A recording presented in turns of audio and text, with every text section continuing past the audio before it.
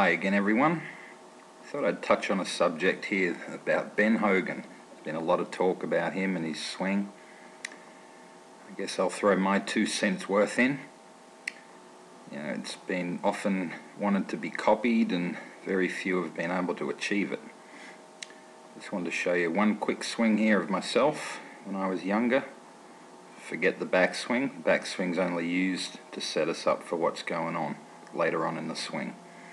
So you can see a little bit of similarity there, coming down the load, the footwork, the aggressiveness through the ball, and up to a high finish.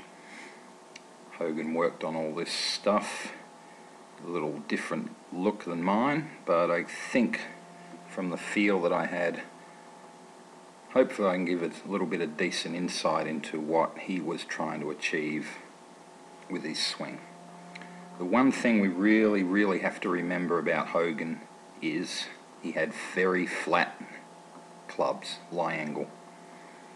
I've done some research on a club that's in the USGA museum, his 1-iron from the famous shot at Merion, and it measured at 51 degrees when you put a protractor by it, which would be about 8 degrees flat than today's standard if you worked on the same length, of that being a 3-iron today and a 1-iron then. So 8 degrees flat.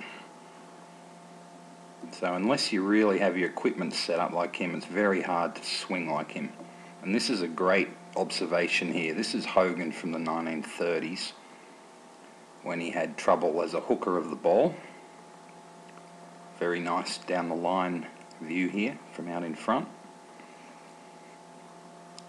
And you can see the swing through.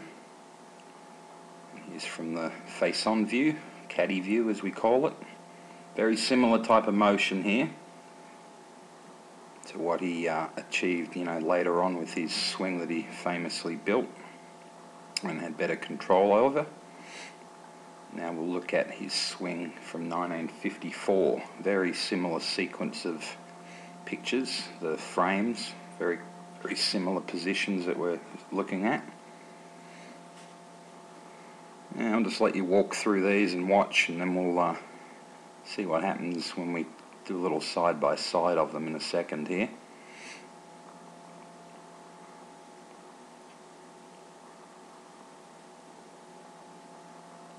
Bit hard to tell when it's in slow motion, but here we go. These are the differences we're going to see.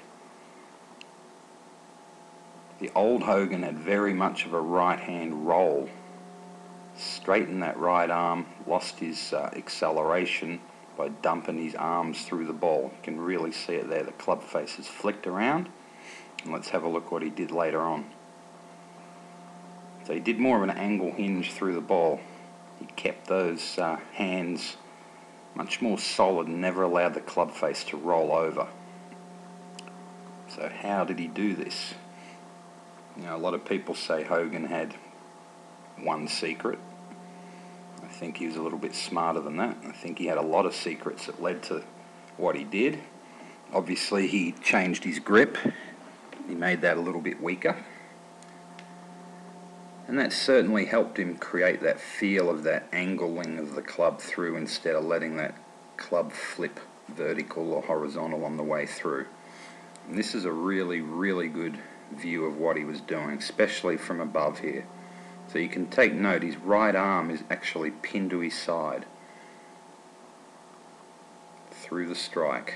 So he really eliminated the opportunity of the club face to go thrusting and throwing off plane and through on the way through. He kept that right arm in nice and tight. And instead of trying to create speed with his hands like most people are prone to do, he replaced that with pivot. He really sped his rotation and pivot acceleration up through the ball.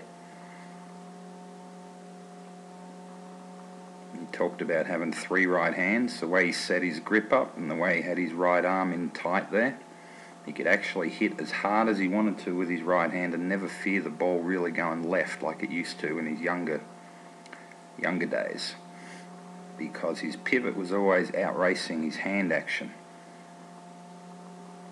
Here's a great view of what he did to get this at transition This goes very much in tune with what he wrote in his book, The 5 Fundamentals.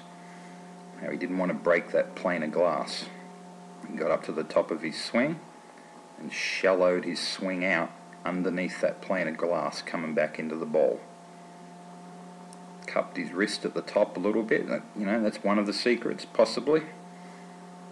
What that did was allow him to then rotate his wrists and forearms open. You can see there, he's done that coming down and the club falls behind him, so it always stays under plane. And that's a great photo right there showing. That's not the top of his swing, that's actually starting down. And there's the plane of glass view that he put in his book. So you can see his forearms, wrists are very rotated open with the club behind him. And what this did would just put him straight into impact here. It gave him his free ride down where he could just go straight into impact with his bent right arm, keeping it close to his side. The shaft would stay right on plane, right in the center of his body there, and he'd just rotate through with his pivot and keep that club in line with his chest. See, the butt of the club's pointing at his chest as he goes through. His body is turning the club through, not the hands. And that's a great view of how he just disappears that club way round to the left. You can see the tension in his forearms here. He's fighting every instinct on these pictures here of throwing the club outwards. He is fighting it with his body and bringing that club up. The speed is bringing that club up nice and high into the finish, showing he's still accelerating as hard as he can to this point in his swing. Great little x-ray of what's been going on beforehand. You can see it here in just about every motion that he makes. It's full extension with acceleration. There's no slowdown from there. He just gets to his finish with a fold because he's run out of pace. You can see the tension here in his arms, hands. He's not trying to use the force of the club. He's trying to fight the force that's going on with his swing. Keeping that nice right arm nice and bent, and then just rotating it through. He uses his legs at transition here, help him get down a little bit to assist in that drop behind. Look at the really flat entry. That's to do with his clubs, the equipment that he had set up nice and flat, and he realizes that rotation around and around the body is the key essence to control. When we start coming down too steep, we're going to want to stall our body and we're going to want to flip with our hands. So he didn't have one secret. There was a lot of different things. He had an extra spike in his right shoe for extra grip, which is pretty great thing to have. You really want to get in grip with the ground because it gives your body even more support to be able to turn off. And a little disappointing with soft spikes today that we really can't get this grip that we really need in the golf swing, and it's another reason why we just don't see ball striking quality that we used to see. The equipment, it's been too upright and light, and even just something as simple as a shoe here just not being able to make you get a good grip on the ground to be able to turn on through properly. You can see there in this beautiful slow motion swing how the club comes delivered behind, right arm staying bent, and then the acceleration of the body through straightens the right arm up and finishes way up to the top there with a full release and finish. So it's a release with the body, not with the hands. He worked this out, as you could see from his early swings, how he wanted to really flip that club through a little bit more and not have as much control of it.